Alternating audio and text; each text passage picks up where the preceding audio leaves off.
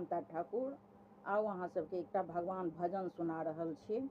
नीक लागत तऽ लाइक शेयर सब्सक्राइब कऽ देबै। भगवान तुम्हारे मंदिर में मैं तुझे रिझाने आई हूँ। वाणी में तनिक मिठास नहीं, पर विनय सुनाने आई हूँ। भगवान तुम्हारे मंदिर में मैं तुझे रिझाने आई हूँ। प्रभु का चरणामृत लेने को है पास मेरा कुछ पात्र नहीं। नैनों की दोनों कटोरी में कुछ भीख मांगने आई हूँ।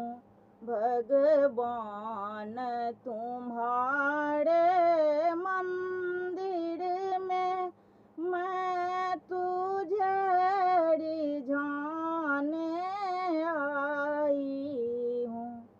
प्रभु से लेकर क्या भेंट करूं, सरकार तुम्हारे चरणों में मैं भिक्षुक हूँ, तुम दाता हो।